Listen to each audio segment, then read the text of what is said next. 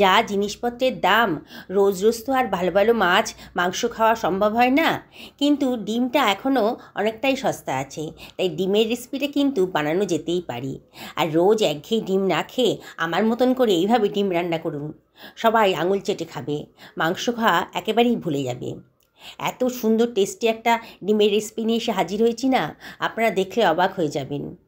এত সুন্দর রেসিপিটা আপনারা অবশ্যই এটা বাড়িতে বানান। আমি একটা সিক্রেট মশলা এর মধ্যে দিয়ে দিয়েছি, আর তাতে এটার স্বাদ হয়ে গেছে রাজকীয়। খুব বেশি খরচ হয়নি, তবে এই স্পেশাল রেসিপিটা কিন্তু আপনাদের বহুদিন মনে থাকবে। আমি এখানে কতগুলো সেদ্ধ করা ডিম নিয়ে নিয়েছি। ডিমের মধ্যে আমি কতগুলো কাট লাগিয়ে দিলাম। ডিমটা তাহলে তেলের মধ্যে যখন ভাজবো না ডিমটা, তাহলে আর ফাটবে না। আপনারাও চেষ্টা করবেন কতগুলো কাট লাগিয়ে নিতে। আমি ছুরি দিয়ে কাট লাগিয়ে নিয়েছি। আর এর মধ্যে দিয়ে দিলাম 1/2 টেবিল চামচ মতো লবণ, 1/4 টেবিল চামচ মতো হলুদের গুঁড়ো, আর 1/4 টেবিল চামচ লঙ্কার গুঁড়ো দিয়ে ডিমের গায়ে খুব ভালো করে মাখিয়ে নিলাম। মশলাটা ডিমের গায়ে খুব ভালো করে মাখানো হয়ে গেছে। এবার এগুলোকে আমি সরিয়ে রাখলাম। আমি কতগুলো আলুকে সেদ্ধ করে নিয়েছি, মাঝখান দিয়ে কেটে নিয়েছি, আর খোসাটাও ছাড়িয়ে দিয়েছি, মানে ছাড়িয়ে ফেলে দিয়েছি আর কি। এর মধ্যে দিয়ে দিলাম সামান্য একটুখানি হলুদের গুঁড়ো, লবণ আর লঙ্কার গুঁড়ো দিয়ে আলুর গায়ে মশলাটা ভালো করে মাখিয়ে নিলাম। এইভাবে রান্না করবেন, তাহলে কিন্তু রান্নার টেস্টটা অনেক গুণ বেড়ে যাবে। মশলাটা খুব ভালো করে সেদ্ধ আলুর মধ্যে মাখিয়ে নিলাম। এবার এটাকে আমি সরিয়ে রাখছি। আমি একটা মশলা বানিয়ে নেব। এই জন্যে আমি একটা ফ্রাই প্যান গরম করতে দিয়ে দিয়েছি। এর ভেতর দিয়ে দিলাম 1 টেবিল চামচ গোটা জিরে, 1 টেবিল চামচ গোটা ধনে, আর এর ভেতর আমি দিয়ে দিচ্ছি কতগুলো শুকনো লঙ্কা, আর দিয়ে দিচ্ছি গোলমরিচের দানা। কতগুলো গোলমরিচের দানা দিয়ে দিলাম, খানিকটা দারচিনির টুকরোও দিয়ে দিলাম, আর দিয়ে দিচ্ছি লবঙ্গ, 2খানা ছোটো এলাচও এর ভেতর দিয়ে দিলাম। দিয়ে এগুলোকে আমি ড্রাই রোস্ট করে নিচ্ছি। গ্যাসের ফ্লেমটা মিডিয়াম টু লোতে রেখেছি, আর অনবরত কিন্তু নাড়তে হবে।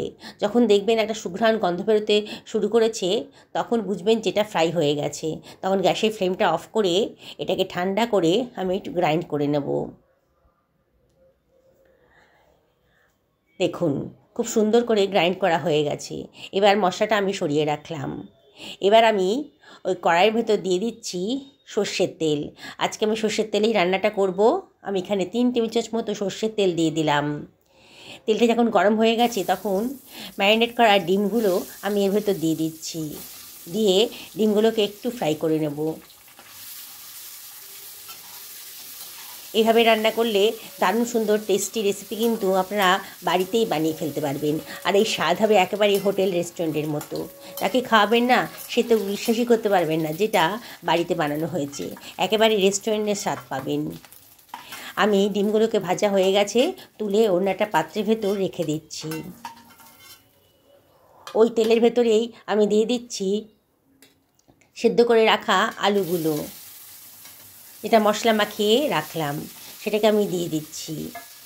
দিয়ে আলুগুলোকেও একটু ফ্রাই করে নেব। গ্যাসের ফ্লেমটা মিডিয়াম টু হাইতে রেখেছি, আর অনবরত কিন্তু নাড়তে হবে। আলুগুলো সিদ্ধ করে যদি একটু ফ্রাই করে নেন, রান্নার স্বাদ কিন্তু বহুগুণ বেড়ে যাবে। খুব সুন্দর করে ফ্রাই করা হয়ে গেছে। দেখুন, আলুর কালারটাও কিন্তু চেঞ্জ হয়ে গেছে, বোঝাই যাচ্ছে সুন্দর করে ফ্রাই হয়ে গেছে। এপিট ওপিট করে ভালো করে ফ্রাই করার পর আমি আলুগুলোকে অন্য একটা পাত্রের ভেতর তুলে রাখলাম। দেখুন, এবার ওই তেলের ভেতরেই আমি একটু তেল দিয়ে দিচ্ছি। তেলটা অনেকটাই কমে গেছে। আমি 1 টেবিল চামচ মতো সর্ষের তেলের ভেতর দিয়ে দিলাম, আর দিয়ে দিচ্ছি 1/2 টেবিল চামচ গোটা জিরে, আর দিয়ে দিচ্ছি একটা মাঝারি সাইজের পেঁয়াজকে আমি গ্রাইন্ড করে রেখেছিলাম, সেটা দিয়ে দিলাম। দিয়ে একটু ফ্রাই করে নিচ্ছি। অনবরত কিন্তু নাড়তে হবে।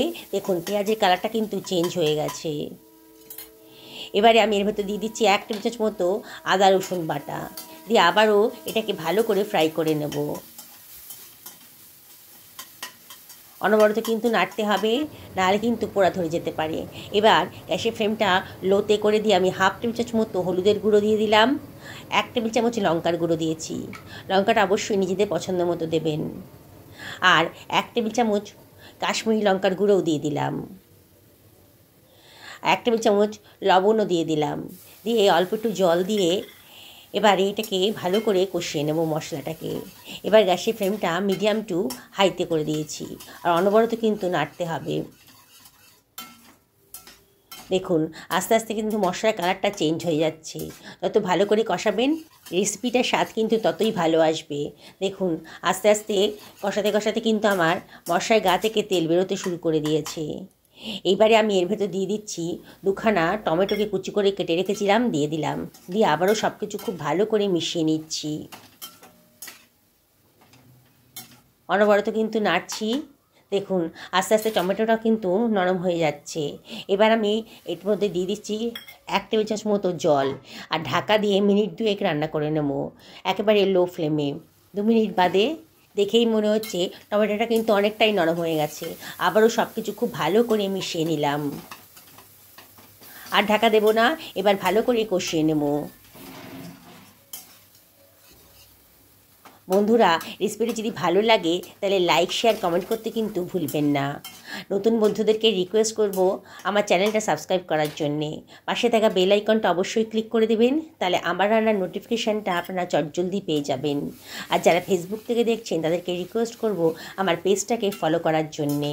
আমি অল্প অল্প জল দিয়ে মশলাটাকে খুব ভালো করে কষিয়ে নিচ্ছি। অল্প অল্প জল দিয়ে মশলাটাকে কষিয়ে নেবেন, তাহলে আর খুব একটা বেশি তেলের প্রয়োজন হবে না। মশলা কিন্তু ওই জল দিয়েই ভালো করে কষানো হয়ে যাবে। দেখুন খুব সুন্দর করে কষানো হয়ে গেছে যখন, আমি তখন ভেজে রাখা আলুটা এর ভেতর দিয়ে দিলাম। দিয়ে আবারও সব কিছু খুব ভালো করে মিশিয়ে নিচ্ছি। মিনিট 1.5 থেকে 2 মিনিট এটাকে ভালো করে কষিয়ে নেব। দেখুন বন্ধুরা কত সুন্দর কালারটা এসছে, দেখেই কিন্তু জিভে জল চলে আসছে। এত সুন্দর একটা রেসিপি আপনারা অবশ্যই বাড়িতে বানাবেন, আর দেখবেন সবাই আঙুল চেটে খাচ্ছে। এবারে বেশ ভালো করে কষানো হয়ে গেছে। আমি এর ভিতর দিয়ে দেব আরও খানিকটা জল। আমি গরম জল ইউজ করছি এখানে।